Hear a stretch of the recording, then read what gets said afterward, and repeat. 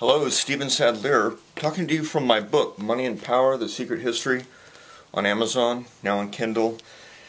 We have something being created in the United States that very few people are really aware of. There is a government within a government. There is a secret part of government that keeps growing. Top Secret America was the title that the Washington Post gave to an article they wrote, a website they have, and a 2-year study they made on this growing homeland security and intergovernment apparatus that's being developed. And some of the points that they discovered about how much our defense industry and particularly the covert options side of our government is growing. Defense was $910 billion. Now it's up that's 167% from 2000. Think about that. Our defense spending has gone up 167% in the last 10 years. Right now we have some 1,271 government organizations that are all affiliated with some kind of secretive operations. 1,931 private companies are engaged, according to the Washington Post.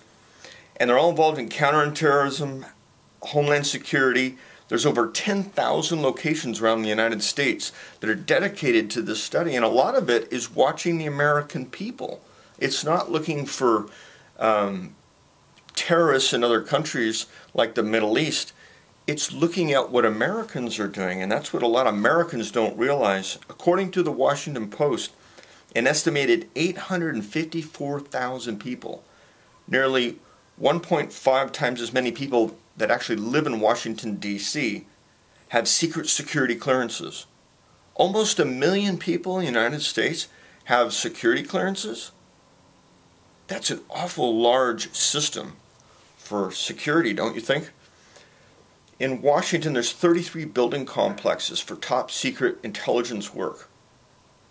That's like saying there's 3 Pentagons full of people that are spying.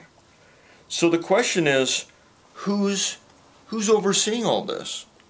When Secretary Gates, head of the CIA at the time, was getting involved in Homeland Security and was first being created, he said that no one could get their arm around it. There is no one person that knows all that's going on, and there's only a handful of people that really have control of it. There's very little transparency. Obviously, if it's secret, they don't want to make it public, but there's also very little accountability. And I think that's imperative. I think that's part of what's wrong, that there are abuses that are occurring in our system, as well as redundancies and expenses at a time that we're trying to cut back. Doubling our expenditures in these areas I don't think are fruitful. What do you think? Let's think about this.